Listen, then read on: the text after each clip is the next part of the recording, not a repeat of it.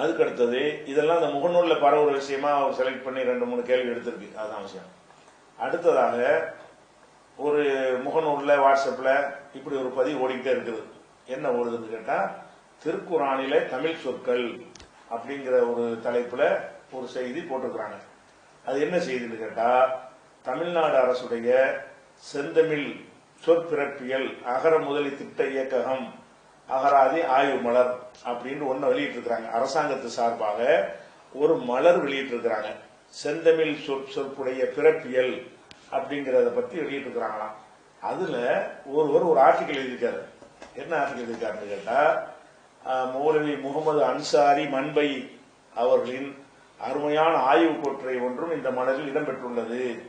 அதுல என்ன ஆய்வு கட்டுரை பண்ணியிருக்காருன்னு கேட்டா, திருக்குறானில் தமிழ் சொற்கள் என்ற தலைப்பிலான கட்டுரையில மனித குலத்துக்கு இறுதி வேதமாக இறைவனால் அல் குரானில் அரபு மொழி சொற்கள் மட்டுமே அல்லாது அரபி அல்லாத வேற்றுமொழி சொற்களும் இடம்பெற்றுள்ளன. அந்த வகையில் உலகின் ஆதி மொழியான நமது தாய்மொழியான தமிழ் மொழி சொற்கள் சிலவும் இடம்பெற்றுள்ளன இப்படின்னு சொல்லி பேசிட்ட வந்து அவர் சில உதாரணத்தை காட்டுறார். அந்த வகையில் முந்தைய இறைத்தூரான் நூஹ் என்ற நோவா குறித்த வரலாற்று சம்பவங்கள் கூறும் இடங்களில் தமிழ் சொற்கள் பல இடம்பெற்றுள்ளன. குறிப்பாக தன்னூர், தன்னூர்னு வருது, அது தண்ணீரை குறிக்கிறது அறிவித்தார். அதே மாதிரி மஜிரே, மஜிரே என்று ஒரு வார்த்தை வருது, இது மதுரையை குறிக்கிறது என்று அவரு அந்த ஆர்டிக்கல் எழுதியிருக்காரு. அது அரசாங்கம் வெளியிட்டு இருக்கிறாங்க. தமிழ் பேர்ல என்ன தெரியுதுனால வெளியிடுவாங்க. அவங்களுக்கு தெரியாது, அரபி மொழி தெரியாது, யார் எதை எழுதி கொடுத்தாலும் வெளியிடுவார்கள். இந்த மாதிரி எழுதும்போது என்ன ஆகுதுன்னு கேட்டா, குர்ஆன் அது போக இவர் என்ன எழுதுறாருன்னு அதில் உள்ள அந்த மஜ்ரேங்கிற வார்த்தை வந்து இது அரபு சொல் கிடையாது, இது வந்து அரபு மொழி அல்லாத வேற்றுமொழி சொற்கள் அப்படின்னு போடுறாரு. இந்த மஜ்ரேன்னு வார்த்தை வரல, குர்ஆன்ல மஜ்ரேன்னு வருது. மஜ்ரேங்கிறது இவர் மதுரைன்னு வழங்கிட்டார். மஜ்ரேன்னா மதுரை தான் குறிக்குதுன்னு சொல்லி இந்த மாதிரி சொல்லு குர்ஆன்ல வருது. அது மதுரையை குறித்தா சொல்லுது. அந்த சொல்லு வந்தா உடனே அது மதுரையை குறிக்க சொல்லிடலாமா? மதுரை என்பதை ஆங்கிலேயர்கள் வந்து மெஜுரான்னு சொல்லுவாங்கல்ல, மெஜுரா காலேஜ், மெஜுரா காட்டன் மில், மெஜுரான்னு பேர் வைப்பாங்க. அந்த இதை மனசுல வச்சுக்கிட்டு மெஜுரா மஜுரை இதே மாதிரி இருக்குது. ஆனா சொல்லு ஒரே மாதிரி இருக்குப்பா. மஜுரை நீ மதுரைங்கிற எதை குறிக்குது? அதையே மஜுரான்னு குர்ஆன் குறிச்சாதானே அதனுடைய சொல்லுன்னு சொல்ல முடியும். குர்ஆன்ங்கிறது மஜுரை என்பது வந்து ஒரு ஊருடைய பெயராகவோ ஒரு இடத்தின் பெயராகவோ சொல்லவே இல்லை. மஜ்ரா என்பது ஜரா என்கிற வினைச்சொல்லிருந்து உருவான பிறந்த ஒரு சொல்லு. மஜ்ரானா ஓடுறது, மஜ்ரானா ஓடுவது. இந்த கப்பல் ஓடுவதும் நிற்பதும் இறைவன் பெயரால் அப்படின்னு வருது. பிஸ்மில்லாஹி மஜ்ரேஹா ஒ முர்சாஹா, இந்த கப்பல் இயங்குவதும் நிற்பதும் அல்லாவின் கையில் இருக்கிறது என்று நூஹ் நபி சொன்னதாக வருகிறது. இதுல மஜ்ரேங்கிறது வந்து நிக்கிறது ஓடுறதுங்கிற அர்த்தத்தை வந்திருக்குதா, மதுரைங்கிற அர்த்தத்தை வந்திருக்குதா? மதுரைன்னு ஒரு ஊரை குறிச்சு சொன்னா தானப்பா நீ அந்த மதுரையை குறிக்குன்னு சொல்ல முடியும். இதுக்கு பேர் ஆய்வா? குர்ஆன்ல விளையாடுறீங்களா? அவனுக்கு தெரியாத அரசாங்கத்தில் என்னத்தை வேண்டாலும் போட்டுருவாங்கிறதுக்காக வேண்டி மஜ்ரே என்பது மதுரை. அப்ப மதுரை அர்த்தம் செஞ்சு பார்ப்போம். பிஸ்மில்லாஹி அல்லாவின் பெயரால் மஜ்ரேஹா மதுரையும் முர்சாஹா அப்படி அர்த்தம் செஞ்சு பார்ப்போம். இந்த சொல்லுதான் இடம்பெற்றிருக்குன்னு சொன்னா அந்த குர்ஆன்ல அந்த சொல்லுக்கு மதுரை என்ற அர்த்தம் வச்சு அந்த பாயத்தை முடிச்சு காட்டு பார்ப்போம். எதுக்கு குர்ஆன்ல விளையாடுறீங்க? மஜ்ரை மெஜ்ராங்கிறானா அது மஜ்ரே, அது வேற அர்த்தம், இது வேற அர்த்தம். ஒரு மொழியில உள்ள சொல்லு ஒரே மாதிரி இருந்தா கூட அந்த மொழியில அர்த்தம் வேறையா இருக்கு, இந்த மொழியில வேற அர்த்தமா இருக்கும். நீங்கள் மெஜராங்கிறது ஒரு இடத்தை குறிச்சு சொன்னா கூட அந்த இடம் மதுரையை குறிக்குதுன்னு சொன்னா ஒரு அர்த்தத்தை எடுத்துக்கொள்ளலாம். இதை ஒரு பெரிய சிறப்பாக எடுத்து அங்க அரசாங்கத்தில் ஒரு ஆர்டிக்கல் மாதிரி போட்டு விட்டுருக்காங்க. மஜ்ரேங்கிற தூய தமிழ் சொற்கள், இது மஜ்ரேங்கிறது தூய தமிழ் சொற்கள் வந்திருக்கிறது அப்படிங்கறத வந்து அவங்க சொல்றாங்க. அந்த மஜ்ரேங்கிற எங்க வருதுன்னு கேட்டா நீங்க எடுத்து பாருங்க. 11வது அத்தியாயத்துல 41வது வசனத்தில் அவர் சொல்லக்கூடிய செய்தி இருக்கிறது, அந்த சொல்லு இருக்கிறது.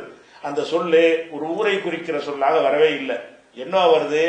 கால நூஹ் நபி சொன்னார்கள், இர்கபு ஃபீஹா, இந்த கப்பல் எல்லாரும் ஏறிக்கொள்ளுங்கள், பிஸ்மில்லாஹி மஜ்ராஹா, இதனுடைய ஓட்டமும் அல்லாவின் பெயரால் உள்ளது, முர்சாஹா, நாளைக்கு நின்று நிக்கும்ல அதுவும் அல்லாஹ் பெயர் தான், இது இயங்குவதும் இயங்காமல் நிற்பதும் அல்லாவின் பெயரால் தான் என்று சொல்லி அவர் ஏற சொன்னாருங்கிறது தான் அதுல வருது. இந்த மெஜராங்கிற வார்த்தை மஜரேங்கிற வார்த்தை வந்து மெஜுரா மாதிரி இருக்குதான். மதுரையை பற்றி கூட குர்ஆன் பேசுகிறதுன்னா மதுரைங்கிற ஊரை குறிச்சு பேசினா தானே அது சொல்லணும். அதுக்கு அர்த்தமே வேற இல்ல, அது வேற ஒரு அர்த்தத்துல அது ஒரு இதாக வரலையே, ஒரு விடுகுறி பெயரா வரலையே, ஊர் பெயரா வரலையே, அது ஒரு செயலை சொல்ற மாதிரில வருது. அதனால இது ஒரு ஆய்வுன்னு சொல்லி என்ன செய்யறாரு எடுத்து போட்டிருக்காரு வருது. அதே மாதிரி வந்து செம்புலம், செம்புலம்னு தமிழ்ல ஒரு சொல்லு இருக்கு.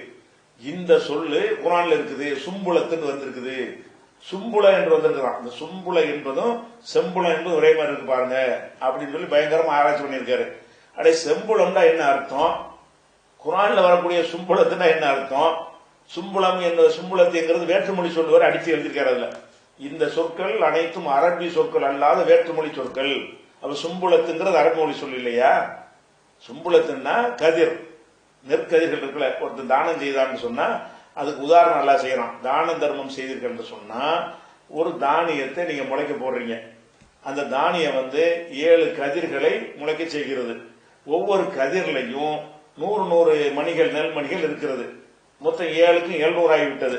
இப்படி அல்லாஹ் உங்களுக்கு பன்மடங்கா பெருக்கி தருவான்னு சொல்ற இடத்துலதான் 7 கதிர்கள் வருதுல, அந்த இடத்துல சும்புலத்துங்கிற வார்த்தை வருது. இது அரபு மொழி சொல்லு. இது என்ன செய்யலாம்? செம்புலம், செம்புலம்ங்கிற மாதிரி அந்த இருக்குது. செம்புலம் சும்புலத்துன்னு இருக்கலாம். அட அது என்ன அர்த்தம்? இது என்ன அர்த்தம்? இது என்ன அரபி இல்லாத சொல்லுங்கிற? இதை பத்தி தான் குறிக்கின்ற சொல்ற. செம்புலம்ங்கிற தமிழ் சொல்லுக்கு என்ன அர்த்தம்? செம்புலம்ங்கிறது ஒரு பெயர் சொல்லு. அதுக்கு என்ன அர்த்தம்? செழிப்பான நிலம். செம்புலம்னா செழிப்பான நிலம் அப்படிங்கிற அர்த்தம் இருக்குது. இன்னும் சொல்ல போனா பாலை நிலம், சுடுகாடு, செம்பு மலை அப்படிங்கிற அர்த்தம் கூட இருக்குது. அப்ப செம்புலம் என்பது செம்மை செய்து சமனாக்கி பயன்படுத்தப்பட்ட வயல். செம்புலம் என்பது வயலை குறிக்கிறது. சும்புலத்து என்பது ஒரு கதிரை குறிக்கிறது. வயலுக்கும் கதிரைக்கும் எவ்வளவு வித்தியாசம் இருக்கிறது. அப்ப இது அரபினா இப்படியான விஷயங்கள்லாம் போட்டு தமிழுங்கிற பைத்தியம் பிடிச்சு போய் என்னத்தையாவது தமிழ் ஆக்கி எதுக்கு இப்படி ஆக்க வேண்டிய அவசியம் என்ன இருக்கிறது? மதுரையை பத்தி சொல்ல வேண்டிய தேவை என்ன இருக்கிறது? குரான் அதனுடைய போதனை, அதனுடைய ஸ்டைல சொல்லிக் கொண்டிருக்கிறது. அதுல மதுரையை பத்தி குறிப்பிட்டு சொன்னா சொல்லிட்டு போங்க. மதுரையை சொல்லலைங்கிற இடத்துல அது மதுரைங்கிறதான் குறிக்க நீங்களா ஒரு வார்த்தையை எடுத்துக்கொண்டு இந்த கொரோனா மாதிரி தான் இருக்கு. எப்படி இருக்கு? கொஞ்ச நாளைக்கு பரப்புனாங்க பாருங்களேன். அதாவது ஜெயல் நாடக கொரோனா, அவர்களுக்கு கொரோனாக்களை கூட்டாளிகளை ஏற்படுத்தி இருக்கிறோம்னு ஒரு வார்த்தை வரும் குரான்ல. அதை எடுத்து அந்த படத்தை எடுத்து போட்டு குரானில் கொரோனா பத்தி விட்டுன்னு போட்டாங்க. கொரோனா வருதுல, கொரோனாங்கிறதுக்கு கொரோனாவுக்கு சம்பந்தமே இல்லை. கொரோனா ஃப்ரெண்ட்ஸ் அர்த்தம். கொரோனாங்கிற வார்த்தைக்கு நண்பர்கள், நண்பர்கள் என்பதை குறிப்பதற்காக வேண்டி குரான்ல கொரோனான்னு வந்தா அந்த பேஜை மட்டும் படம் எடுத்து சில ஆலிம்சாக்கள் என்ன பண்ணாங்கன்னா குரானில் கொரோனா பற்றி எல்லாம் சொல்லிவிட்டான், கொரோனா பத்தி சொல்றான். அது எவ்வளவு மடமையா இருக்கிறாங்கன்னு பாருங்க. ஒரு சொல்லு வந்துச்சுன்னு சொன்னா நீங்க சொல்ற கொரோனாவும் ஒன்னா, இது ஒரு நோய் கிருமி, நோய் தொற்றக்கூடிய ஒரு விஷயம். அது நண்பர்கள்ங்கிறது நல்ல விஷயத்துக்கு உள்ளது. அதையும் இதை போட்டு முடிச்சு போட்டு என்ன செய்யறது? கொரோனா பத்தி குரான்ல இருக்குன்னு சொன்ன மாதிரி இவர்கள் என்ன செய்கிறார்கள்?